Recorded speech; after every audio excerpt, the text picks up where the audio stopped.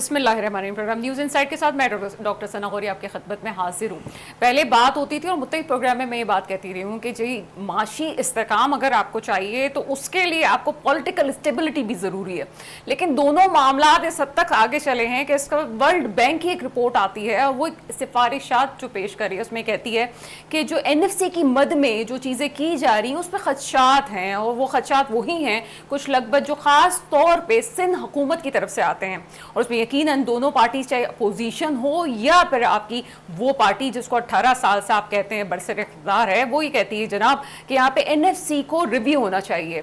ये बात समझ से बाहर है कि कोई वर्ल्ड बैंक रिपोर्ट दे, IMF हमें चीज़ें बताए, उससे पहले क्या हमारे पास वो लोग मौजूद नहीं है या हम अपनी ही सिफारिशात पे कान नहीं धरते। ये कहा गया कि जनाब ये तमाम चीज़ें जो NFC की मद में बांटी जा रही हैं और ये जो अवार्ड्स दिए जाते हैं उसमें सूबों की आमदनी के लिहाज से इसको तकसीम किया जाए। साथ साथ ये भी कि यहाँ पे जितनी भी 18वीं तरमीम के बाद वजारतों का सिलसिला शुरू हुआ, इन वजारतों के साथ जब वफाक में भी वजारतें हैं तो ये खसारे का बायस हैं और बहुत सारी ऐसी चीज़ें जो पहले ही आपके यहाँ पे बहुत सारे लोग दानिश्वर इस पर बात कर रहे थे, लेकिन हमने उस पर कान नहीं धरा। अफसोस की बात यह है कि जब हमें बाहर से कोई डिक्टेशन देता है तो हम उस वक्त तो कान धरते हैं और हम कहते हैं कि जनाब ये बहुत अच्छी चीज़ है, लेकिन उसके बाद हम उसको मामले को ख़त्म होने के बाद इसको छोड़ देते हैं कि मुस्तकबिल में प्लानिंग्स क्या होनी चाहिए।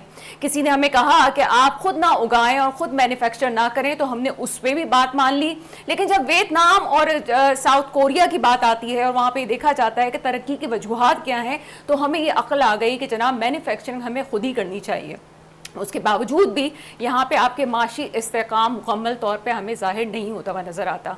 आलमी सतह पे हम देखते हैं कि पाकिस्तान ने जिस तरह से महाज में, हर महाज में, ख़ासतौर पर सिफारती ताल्लुकात में जिस तरह से अपना लोहा गाड़ा, उसके बाद ये कहना चाहिए कि पाकिस्तानियों की भी इतनी ही इज़्ज़त होनी चाहिए जितनी हमारी उन लोगों की इज़्ज़त होती है जो बाहर मुल्क में जाते हैं और उनका नाम लिया जाता है। लेकिन अफसोस की बात यह कि अगर मैं और आप भी वीज़ा अप्लाई कर लें तो पाकिस्तानियों को बहुत आगे पीछे कैटेगरी में रखा जाता है। ऐसा क्यों हो रहा है? सिफारती ताल्लुकात में हम इतने कामयाब हैं तो इंपोर्ट एक्सपोर्ट से लेके एक आम पाकिस्तानी की वो हैसियत क्यों नहीं है जो हमें नजर आती है। और कुछ बात करेंगे आज के प्रोग्राम में बिलावल भुट्टो जरदारी साहब की पॉलिसीज। और बिलावल भुट्टो जरदारी साहब जिस तरह से हम पहले भी प्रोग्राम्स में कहते आए हैं कि वो नौजवान जिसकी बातों में बहुत वजन नजर आता है, चाहे वो सफारती ताल्लुकात हो या यूथ की नुमाइंदगी हो। कुछ ऐसे नाम हैं जिसको हम कह सकते हैं कि पाकिस्तानी सियासत में लोहा मनवाया सिर्फ अपनी बात से, अपनी लहजे से और अपनी बातों की सच्चाई से। उसमें बिलावल भुट्टो जरदारी साहब भी साथ साथ हैं, लेकिन साथ ही अगर वो इतनी पॉलिसीज आके लेके आ रहे हैं तो क्या सिंध गवर्नमेंट, खुद उनकी गवर्नमेंट उनकी बातें मान रही है और क्या उनके विजन पे चल रही है? आज के प्रोग्राम में बात करेंगे। मेरे साथ प्रोग्राम में मौजूद है जाहिद मंसूरी साहब, आपका ताल्लुक MKM से। सर प्रोग्राम में आपको वेलकम करेंगे। और साथ साथ मुझे ज्वाइन किया है अब्दुल रऊफ साहब ने। सर मैं आपका नाम सही तरह से प्रोनाउंस नहीं कर पा रही हूँ, पीपल्स पार्टी से आपका ताल्लुक है। सर आप अपना नाम पूरा बताइएगा मुझे। अब्दुल रऊफ काछेलो, सदर पीपल यूथ डिस्ट्रिक्ट वेस्ट। अच्छा ठीक है, काछेलो आपने कहा प्रोनाउंस कर, ठीक है, नामों में तो इश्यूज होते हैं। सबसे पहले जाहिद मंसूरी साहब आपकी तरफ आते हैं। NFC की मद में खासतौर पे कहा जाता है कि कुछ अरसे बाद पॉलिसी को रिव्यू होना चाहिए, लेकिन टिल डेट ये हमारा साल आ चुका था कि हमें पॉलिसी को रिव्यू करना चाहिए। तो और जिस तरह से कहा जाता है कि पूरे पाकिस्तान में कराची वो माशी हब है जो सबसे ज़्यादा टैक्स दे रहा है, तो आमदन के लिहाज से उसकी चीज़ों को रिव्यू भी होना चाहिए था, तो वो रिव्यू नहीं हुआ।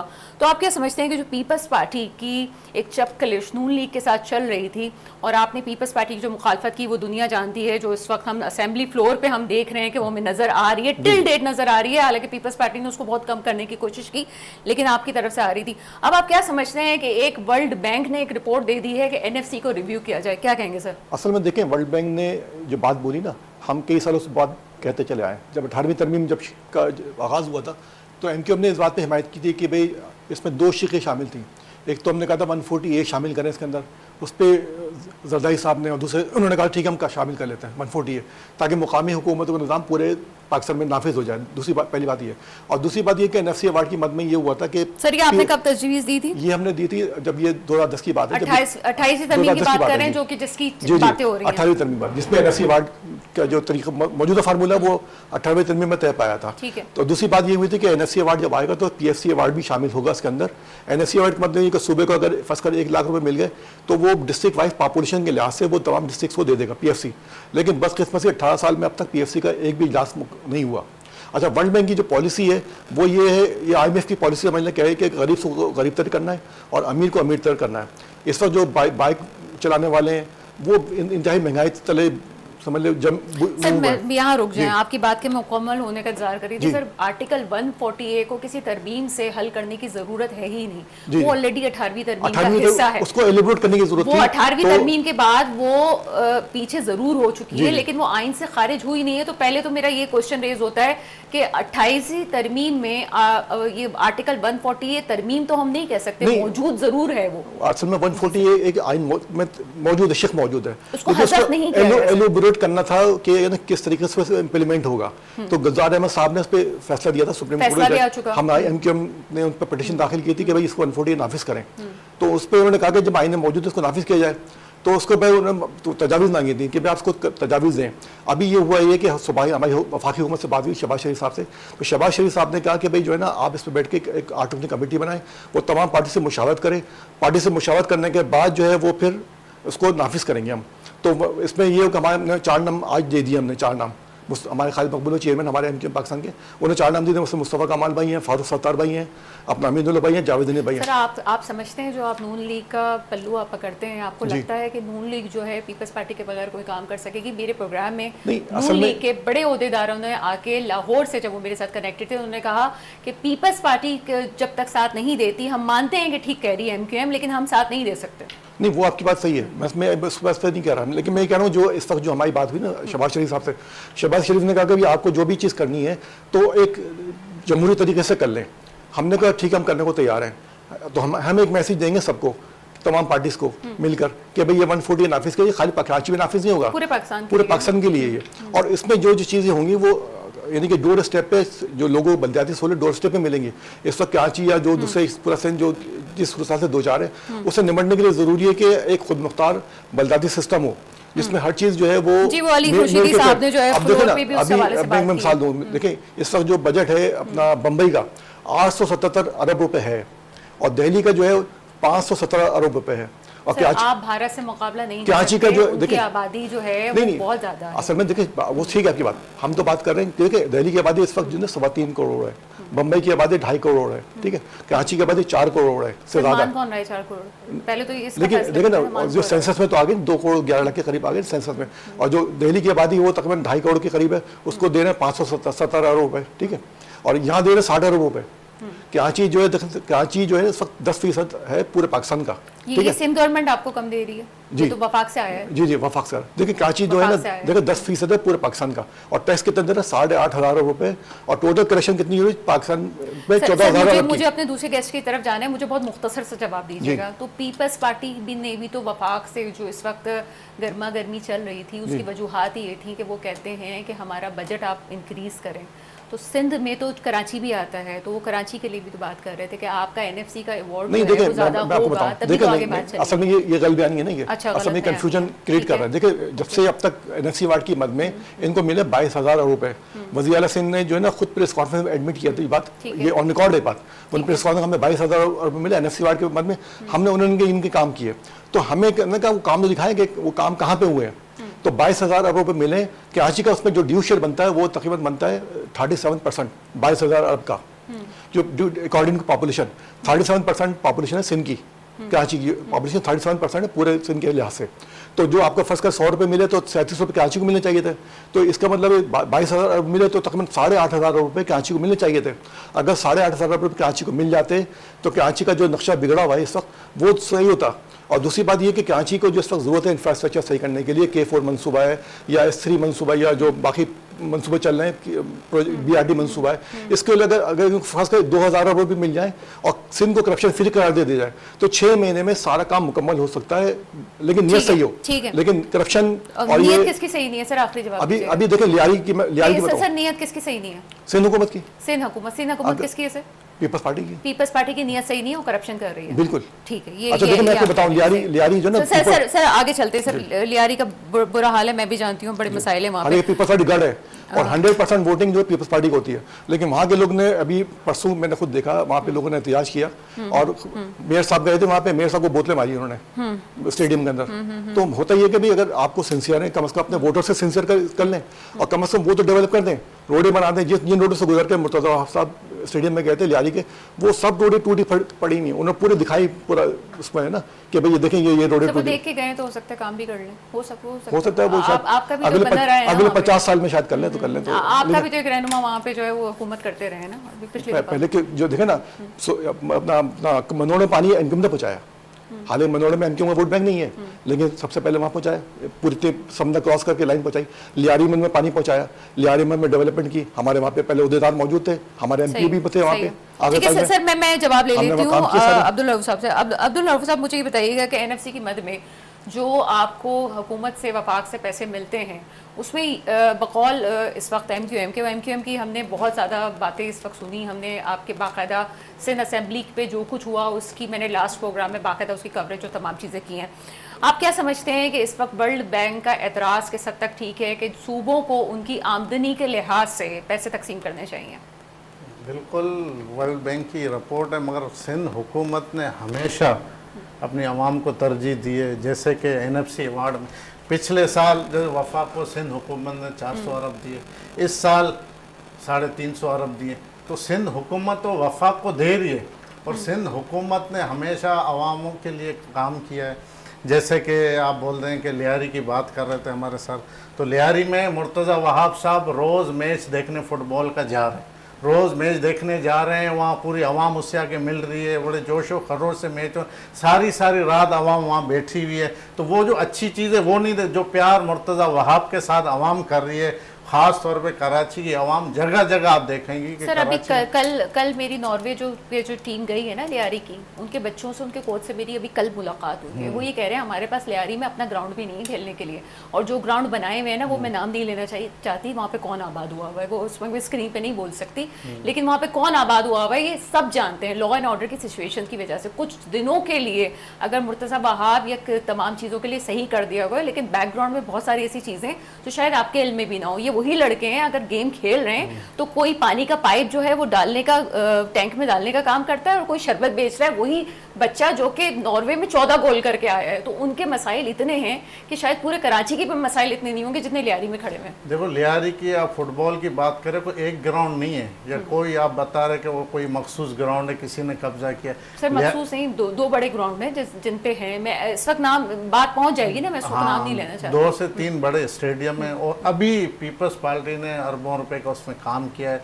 आप उस ग्राउंड में जाके देखें क्या सहूलत है। मैं खुद क्रिकेट के लिए गई हूँ वहाँ पे, मुझे पता है। मैं फुटबॉल का स्टेडियम, मैं फुटबॉल की नहीं, मैं ककड़ी ग्राउंड की तरफ का बात कर रही हूँ। हम खुद वहाँ पे गए हैं और हमने क्रिकेट भी वहाँ पे खेली है, हमें अंदाजा है। मैं फुटबॉल की मैं दो सारे ग्राउंड्स की बात कर रही हूँ। मैं सारे वहाँ पे जो बॉक्सिंग कर रहे हैं, बात कहीं और चली जाएगी, वो भी अपने पर्सनल बेस पे कर रहे हैं। जो वहाँ फुटबॉल कर रहे हैं वो भी अपने पर्सनल बेस पे कर रहे हैं। वो जगहें लेते हैं, किराए पे लेते हैं, क्योंकि जो गवर्नमेंट ने जगहें बनाई हैं वो उस पर किसी और का तसल्लुत है, सिर्फ लॉ एंड ऑर्डर की सिचुएशंस की वजह से। नहीं देखो, एक हालात को भी देखना पड़ता है, वहाँ के हालात की सिचुएशन के हिसाब से सारी चीज़ें देखनी पड़ती। दूसरा, वहाँ फुटबॉल का या आप क्रिकेट का बोल रहे तो हर गली में क्रिकेट फुटबॉल खेली जाती है, बॉक्सिंग की जाती है, हर रोड पे साइकिलिंग होती है। तो हमेशा लियारी के प्लेयरों को, जैसे हम तो हमेशा वफाक से भी लड़ते हैं कि लियारी के प्लेयरों को पाकिस्तानी टीम में जगह दें। वो अच्छा खेलते हैं मगर पाकिस्तानी टीम में पंजाब के, पख्तूनख्वा के प्लेयरों को ही खिलाते, लियारी के ख़ास तौर पर सिंध के प्लेयरों को चांस देते ही नहीं है। अच्छा, दूसरी बात हम जो कर रहे हैं कि आपने बात की कि इन्होंने शहबाज शरीफ साहब से, पीएम से बात की है, तो ये बातें असेंबली में क्यों नहीं करते?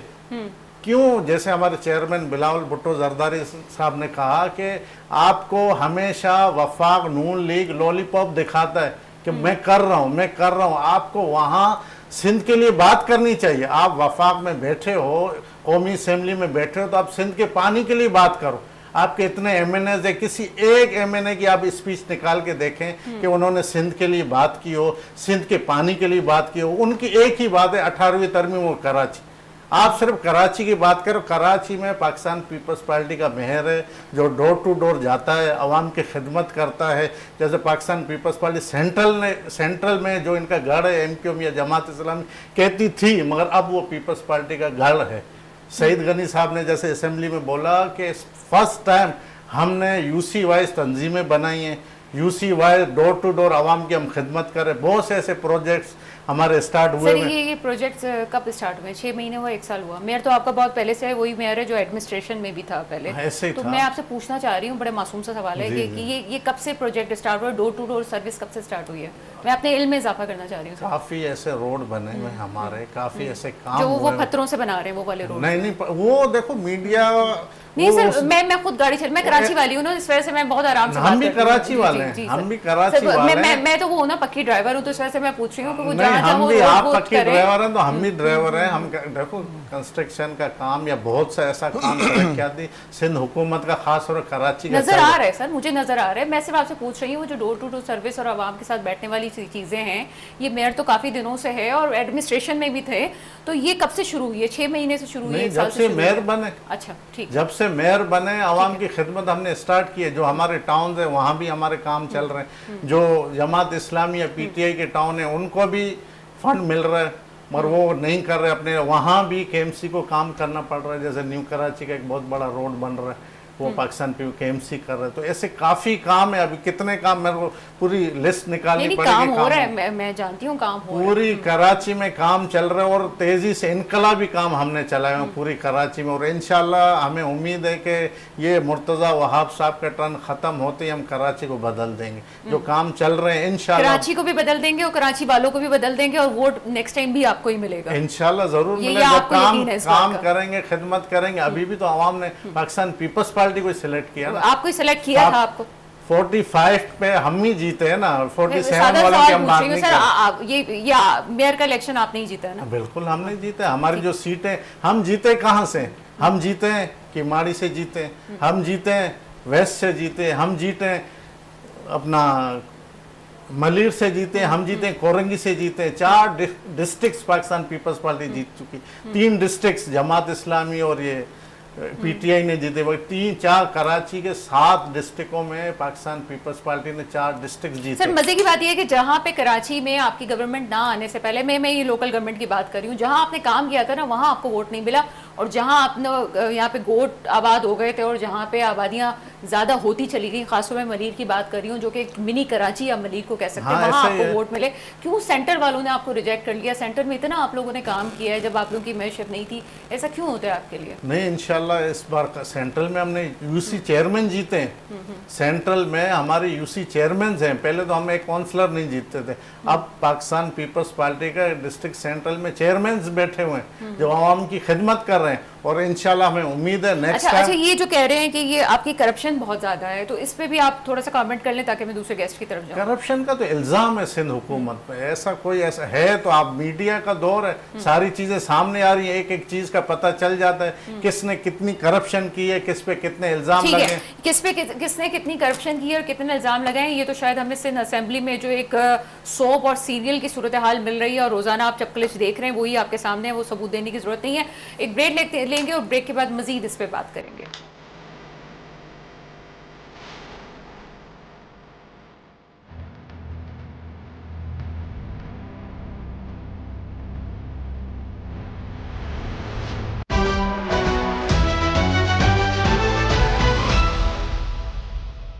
ब्रेक के बाद आपके सामने हाजिर है, मुझे ज्वाइन कर चुके हैं सलीम सजवानी साहब, आपका ताल्लुक पीटीआई से। सर प्रोग्राम में आपको वेलकम करते हैं। सलीम सजवानी साहब, आप मुझे सुन सकते हैं?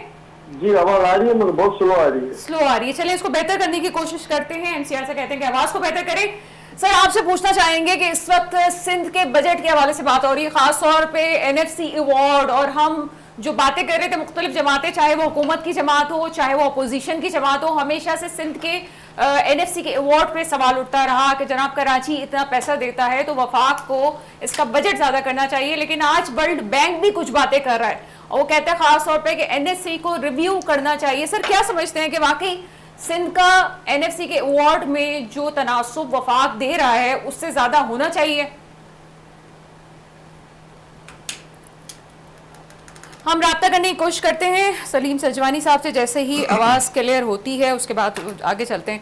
सर आपकी तरफ आते हैं जाहिद मंसूरी साहब। जाहिद मंसूरी साहब काम तो कर रहे हैं, यहाँ पे बड़ा काम नज़र आ रहा है और मैंने सेंटर पे देखा कि जो ख़ास तौर पे नाज़िमाबाद नॉर्थ नाज़िमाबाद वाले जो एरियाज़ हैं वहाँ पे पीपल्स पार्टी ने बहुत काम किया था, लेकिन जब इलेक्शन का वक्त आया तो जमात इस्लामी को वोट मिल गया और फिर जमात इस्लामी के भी काम नज़र नहीं आए, दूसरे इलाकों में आएंगे।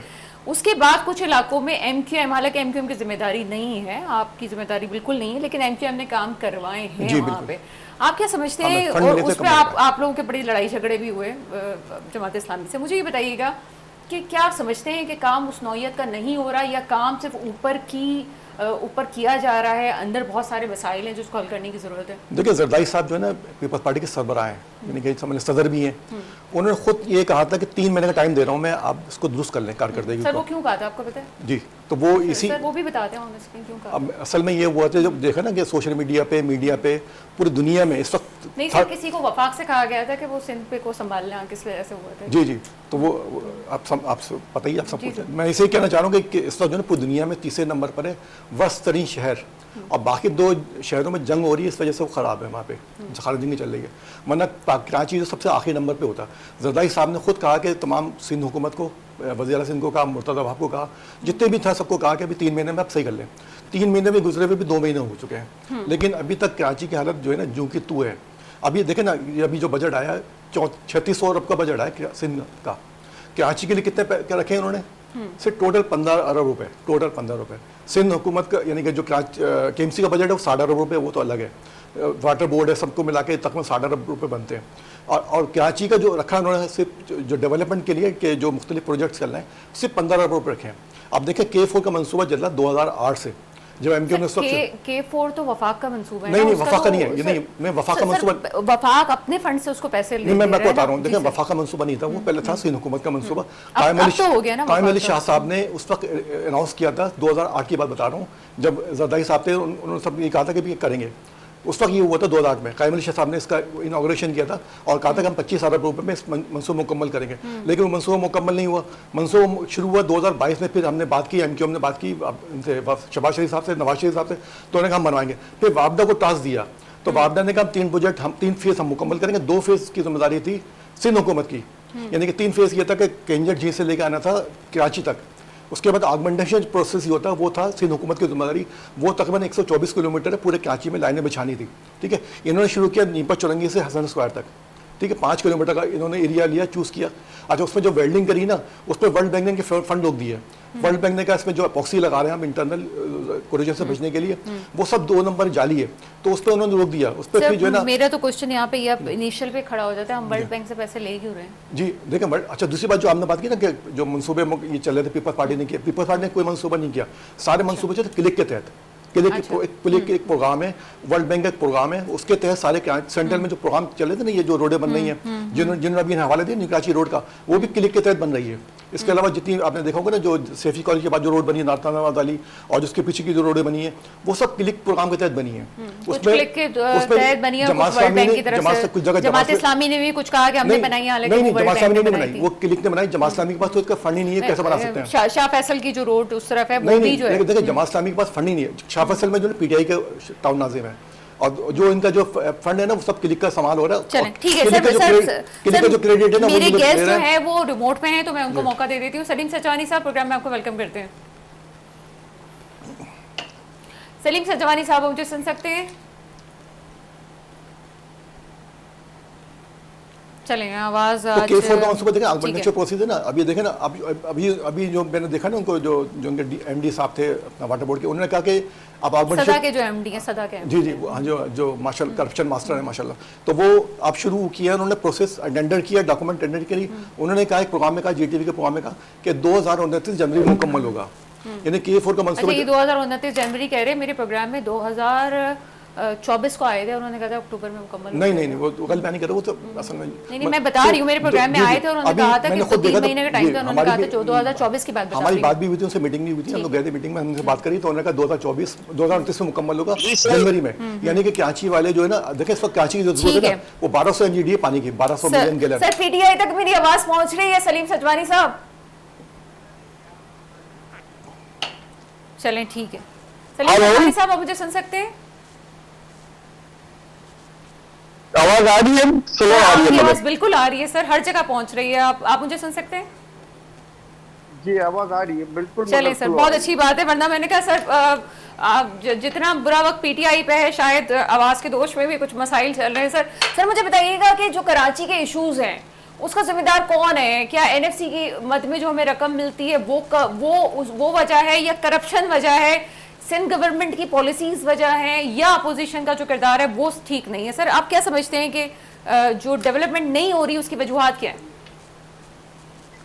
देखिए, कराची की डेवलपमेंट न होने की असल वजह यह है कि कराची एक ऐसा इंटरनेशनल सिटी की अहमियत रखता है जिसके पास डीप सी पोर्ट मौजूद है, जिसके पास जो है वो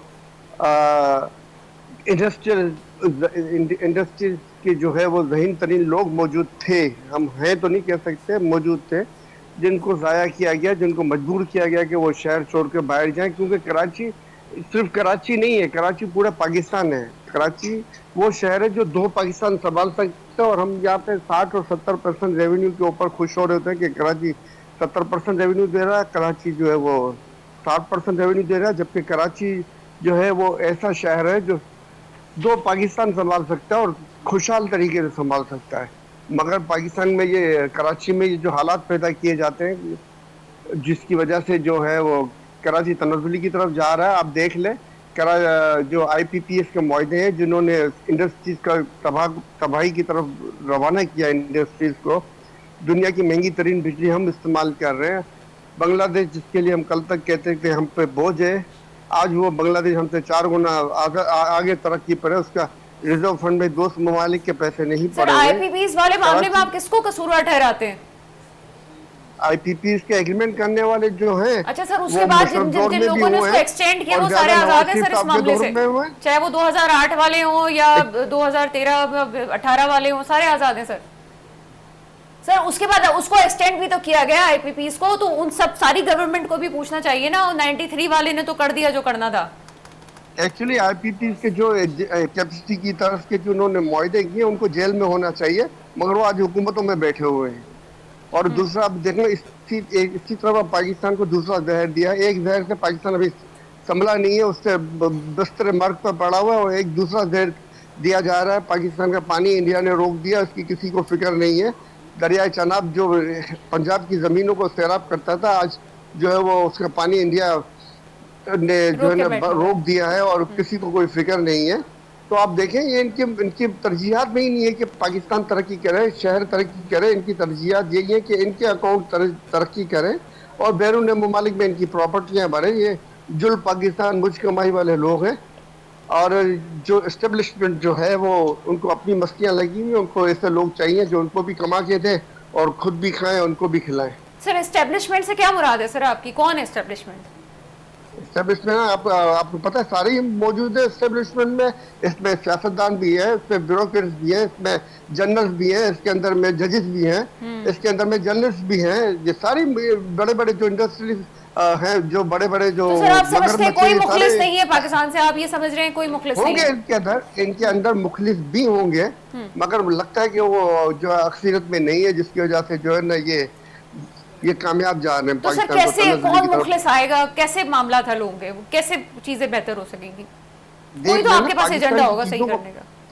पाकिस्तान की चीजों को बेहतर करने के लिए जिसने काम किया है, जिसने अपने पाकिस्तान के अकाउंट से बैरूनी ममालिक के पैसे हटा के अपने पैसे 18 अरब डॉलर हमारे खुद के मौजूद किए, जिसने GDP ग्रोथ 6.1 पे पहुंचा दी, जिसने बिला इम्तियाज एहसास प्रोग्राम के तहत पैसे दिए। उसके अलावा उसने कई इस तरह के प्रोग्राम किए, उसको आज जेल में बिठाया हुआ, क्योंकि ईमानदार बंदा इनको नहीं चाहिए। इससे पहले मोहम्मद खान जो ने जो आपके सामने एक उसने बजट बनाया 11 साल के दौलत के 11 बजट जो है वो नुकसान में था पाकिस्तान।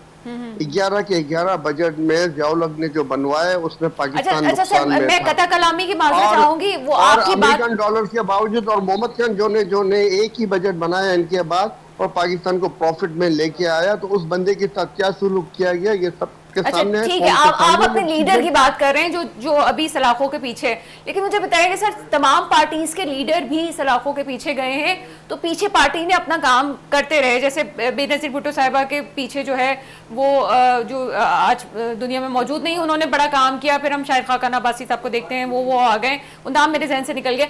तो सर आपकी पार्टी में कोई ऐसा नहीं है कि ये ठीक है, बुरा वक्त तमाम पार्टीज पे आया है, तो आपकी पार्टी में आप क्या समझते हैं कि कौन है जो इन तमाम चीजों को देख सके? जैसे ये चीज जो आप कह रही है ना, ये तर्ज मुख्तलिफ है। अच्छा, जो भुट्टो साहब के साथ जो जिस तरीके का काम किया गया, उसी तरीके का काम जो है वो इमरान खान साहब के साथ किया जा रहा है। ठीक है। तर्ज में फर्क सिर्फ ये है कि उनको सजाए मौत दे दी बहाना बना के, और इनको जो है ना जेल में रखा हुआ 200 जाली मुकदमा बना के। नहीं नहीं अब सर, जो है सर वो मैं चाह मैं रहे मैं हैं कि फिर पॉइंट पे आ रही हूँ सर, मेरा पॉइंट का जवाब ये नहीं है। ये चाह रहे हैं कि वो डील करे, और खान साहब कह रहे हैं मुझे मरना है और अल्लाह को जवाब सर देना सर है। मैं जब ये मरना बात है, ही नहीं अल्लाह कर को रही किसको जवाब डील देना है। करनी है सर, मैं एक छोटे से सवाल पूछ रही हूँ, बड़ा सादा सा। मैं पूछ रही हूँ कि हर पार्टी में पीछे एक बैकअप सीन होता है कि जनाब ये भी नहीं होगी तो ये वाली जो है वो गेर आ जाएगा, ये आगे काम करेगा। मुझे बताइए सर, आपकी पार्टी में कौन है, केपी की गवर्नमेंट आपके पास है, देखिए, कौन है जो ये आपके काम सामने संभाल है, सके? पार्टियों में खानदानी पार्टियां बनी हुई हैं हमारे पास, अच्छा, जिन्होंने खानदानों ने ही काम किया है। और जबकि तो इमरान सर खान साहब ने बेनजीर अपनी भुट्टो फैमिली साहिबा की को जगह जो आया था वो सियासत खानदानी की- तो नहीं था उनका? उनका मियां ही आया ना। नहीं नहीं नहीं सर, उसके बाद उनकी बात नहीं उनके कर रही हूँ बेटा को मैं, उन्होंने- मुझे नाम याद दिलाइएगा। जी जी जरदारी सर, साहब आए शाहिद ना उनके खान बाद। अब्बासी भी तो उनकी फैमिली के नहीं थे ना, वो भी वजीर आजम की कुर्सी पे बैठे थे। भाई शाहिद खान अब्बासी को तो उन्होंने सिर्फ आरजी वजीर आजम बनाया था तो ना। सर ऐसा ही कोई बंदा कोई तो इनको- होता है इनको पार्टी का कि जो आगे लीडरशिप आता तो है। नहीं, उनको पार्टी की लीडरशिप तो नहीं दे दी थी ना। अगर नून लीग के लीडर बना देते हैं उसको, शाहिद खान अब्बासी को, तो हम कहते हैं अच्छी बात है, इन्होंने शाहिद खान अब्बासी को नून लीग का लीडर बनाया, मगर उन्हें ये काम तो नहीं किया ना। ठीक है, तो सर आप क्या समझते हैं कि वैसे भी एक होता है, एक आप कारकुन हैं, आपने इतना काम किया है, लेकिन आप क्या समझते हैं कि पार्टी की क़यादत कौन सी है अभी? अगर मैं आपसे एक लेम पर्सन के तौर से पूछूं कि जनाब पीटीआई में ये शख्स है या ये अफराद हैं जो चीज़ों को संभाल सकें, तो सर आप किस किस का नाम लेंगे कि वो लोग हैं जो पार्टी को संभाल सकते हैं? देखिए, पार्टी को जो है ना उस वक्त जिन्होंने संभाला वो पाकिस्तान की 24 करोड़ आवाम ने संभाला हुआ है, और अच्छा। जो 24 करोड़ आवाम है। की पार्टी है ये। Very well आपके said, सामने ठीक है है। कि इलेक्शन में सिंबल न होने के बावजूद, लेकिन सर लीडर्स पार्टी होने का नाम चाहिए, और अब निशान जैसे न भी है होने के एमकेएम कुछ तो बावजूद, सामने नजर आ रहे हैं ना। तो सर वो अगर उनको ये जीतने दिया जाता, और तो नेचुरली बात है कि उनमें से लीडर्स भी निकालते हैं। उन्होंने जो पुराने जो जिनका ख्याल था इनको कि ये लीडर बन सकते हैं, उनको उन्होंने असेंबलियों के अंदर आने ही नहीं दिया।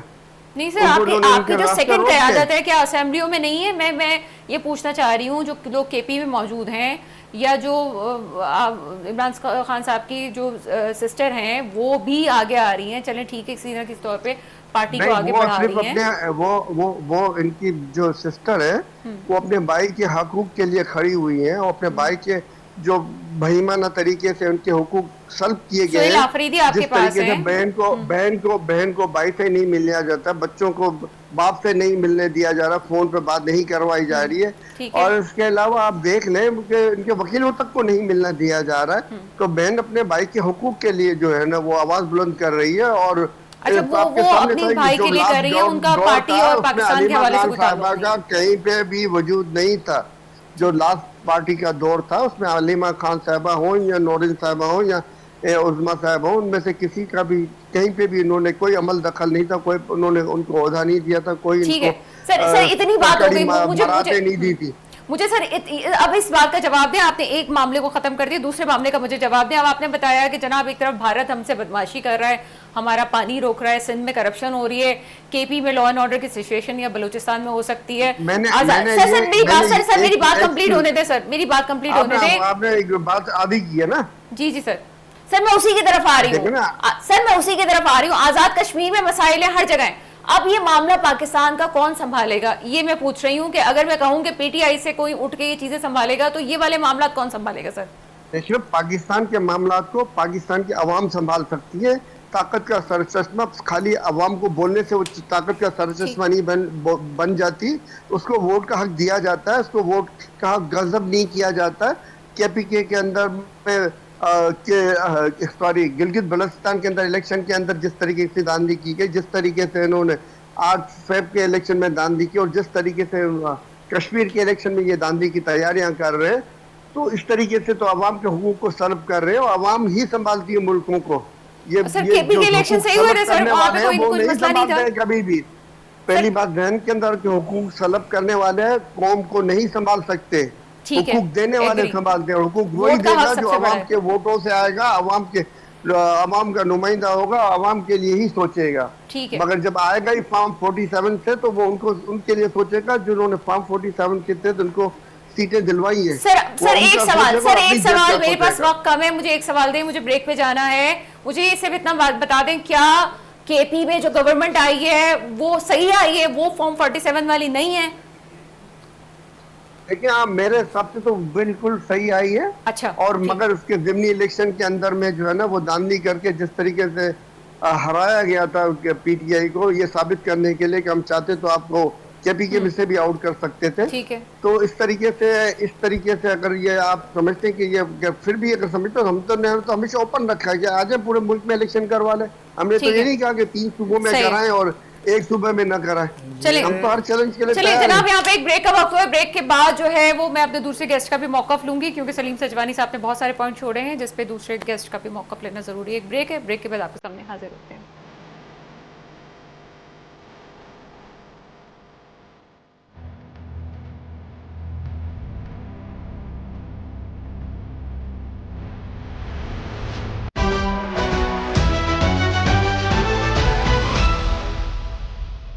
ब्रेक के बाद आपके सामने हाजिर है। मुझे कुछ देर में ज्वाइन करेंगे अब्दुल कयूम आमिर साहब, जमात इस्लामी साहब का ताल्लुक है, लेकिन जवाब के लिए हम पहले जाएंगे अब्दुल रऊफ साहब के पास।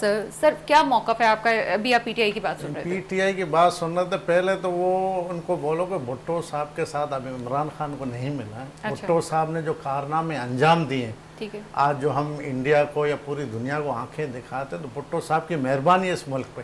आज वो हमारा जो आइन बना है भुट्टो साहब ने बना है। आप क्या इमरान खान को मिला रहे हो, घड़ी चोर को आप मिला रहे हो भुट्टो साहब के साथ, और आप बात कर रहे हो करप्शन की। जितनी करप्शन सर जातियात है, ये तो मेरे ख्याल है कि किसी भी लीडर के बारे में उन्होंने बुरी बात हो भुट्टो साहब के साथ मिला कि इमरान खान हो, भुट्टो साहब। इमरान खान कहाँ, भुट्टो साहब कहाँ? आप उनके साथ कैसे हो? घड़ी चोरी के इल्जाम में अंदर है, जो गिफ्ट हुई घड़ी को बेच। ये दूसरी बात जो अभी पानी की उन्होंने बात की, अभी पिछले दिनों आपने देखा होगा चेयरमैन बिलावल भुट्टो जरदारी साहब ने वहाँ कहा था कि भाई पानी के मौक़िफ़ पे जो इंडिया को उसने जो बोला था कि आप जो ये चीज़ें कर रहे हो बहुत गलत कर रहे हो, और पूरी दुनिया को उसने बताया कि इंडिया बहुत गलत कर रहा है पानी बंद करके। उसके लिए तो हम लड़ रहे हैं। हम तो चेयरमैन बिलावल भुट्टो जरदारी साहब हमेशा लड़े, जैसे पाकिस्तान इंडिया की जंग हुई उस दौरान भी चेयरमैन बिलावल भुट्टो जरदारी साहब को ही भेजा गया पूरी दुनिया में, जो पाकिस्तान का पैगाम ले गया।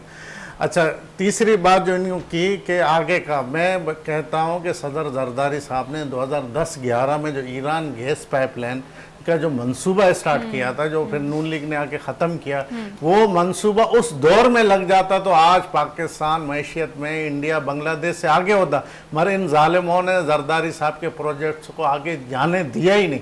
ये तो हमेशा जो पाकिस्तान पीपल्स पार्टी काम करती है, पाकिस्तान पीपल्स पार्टी काम करती है पूरे मुल्क के लिए काम करती है। वो एक सूबे की नहीं सोचती, वो पूरे मुल्क के बारे में सोचती है। जो गैस का हमारा उस दौरान पाइपलाइन लग जाती तो आज पाकिस्तान को कितना फ़ायदा होता है। ऐसे कई प्रोजेक्ट्स हैं जो सदर जरदारी के दौर में। वो उस प्रोजेक्ट को आलमी सतह पे प्रॉब्लम था, वो पाकिस्तान के अंदर मसाइल नहीं थे। इस पर हम एक और प्रोग्राम पूरा कर सकते हैं, उसमें और भी बहुत सारे आलमी सतह पे मसाइल थे। सोच तो थी ना जरदारी साहब की, सर ठीक है, इस पे माशी हाल से पाकिस्तान को कैसे निकाला जाए। ठीक है, अब्दुल कयूम आमिर साहब मेरे साथ मौजूद है, जमात इस्लामी साहब का ताल्लुक है। सर प्रोग्राम में आपको वेलकम करते हैं।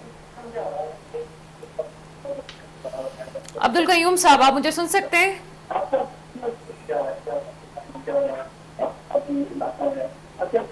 अब्दुल कयूम साहब, आप मुझे सुन सकते हैं?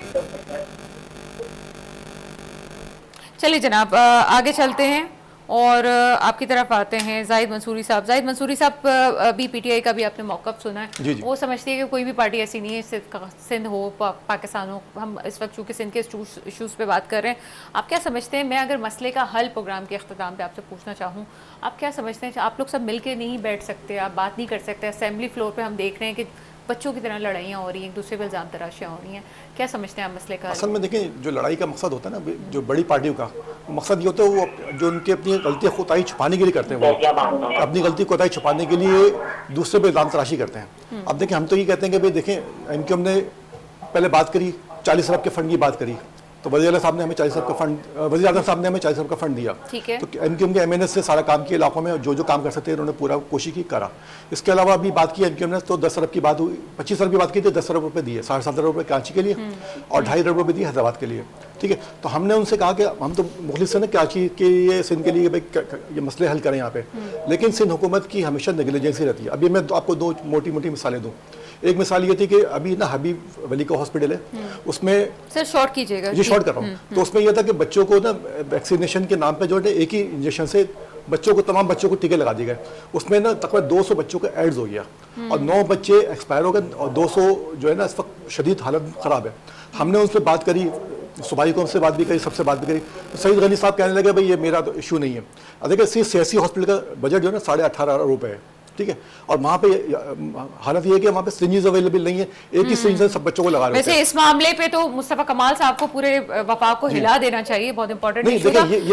सर मैं बात करते हैं सर, मैं वफाक के वजीर की अपनी एक जिम्मेदारी होती है, और जब आप सेहत का शोबा देख रहे हैं, 18वीं तरमीम के बाद जो है ना ये जो सब्जेक्ट है ना, मैं मानती हूँ सर, बिल्कुल मानती हूँ, लेकिन आवाज वफाक के सतह पर उठाई जा सकती है। डॉक्टर अजहर पेजू जो है ना, वो उसकी जो है ना वजीर सेहत है। देखिए उनकी जो मुस्तफा कमाल भाई की जो है ना, पिम्स हॉस्पिटल तक इस्लामाबाद तक महदूद है उनका। ठीक है सर, आगे चलते हैं। और जहाँ तक अजरा पेशवा साहब की बात है या मुस्तफा कमाल साहब की बात है, अजरा पेशवा साहब भी सिंध में बहुत काम कर रही है। बाज़ औक़ात हम पीपल्स पार्टी पे तनकीद बराए तनकीद करते हैं, लेकिन कुछ चीज़ों पे हम तनकीद बराए तनकीद पे इसलिए जा सकते हैं कि हमारी आंखों देखी भी बहुत सारी चीज़ें हैं जो हो रही हैं। हाँ, हम मानते हैं कि करप्शन है, ऐसा नहीं कि करप्शन नहीं है। आगे चलते हैं। अब्दुल क़य्यूम आमिर साहब, आप प्रोग्राम में आपको वेलकम करते हैं। आप मुझे सुन सकते हैं? जी मैं सुन रहा हूँ। सर मुझे ये बताइएगा कि यहाँ पे हमेशा कराची के मसाइल की बात होती है। अगर मैं प्रोग्राम के आखिर को लेते हुए आपसे पूछना चाहूँ कि हल क्या है इस बात का? क्या एनएफसी अवार्ड की मद में पैसे कम मिलना ये प्रॉब्लम है, या हमारा करप्शन मसला है? हम कराची के मसाइल को कैसे हल कर सकते हैं? जी बिस्मिल्लाहिर्रहमानिर्रहीम, बहुत शुक्रिया सबसे पहले तो आपका कि आपने इन मसाइल के हवाले से मुझे लाइन पर लिया। और हल की जब हम बात करते हैं, एक मेरा ताल्लुक क्योंकि जमात इस्लामी से है और यकीनन अच्छा मैं प्रोग्राम देख नहीं पा रहा हूं, मेहमान हमारे साथ मौजूद हैं। जी सर। तो हल तो ये है कि सबसे बड़ा मसला, हम पहले भी मुख्तलिफ प्रोग्राम वगैरह में बात कर चुके हैं, सबसे बड़ा मसला जो है वो करप्शन है। ठीक है सर। हल सिर्फ ये है कि उस करप्शन को खत्म किया जाए। खत्म तो नहीं किया जा सकता मेरे ख्याल से, उसको मिनिमाइज किया जाए। ठीक है, तो ये हल है।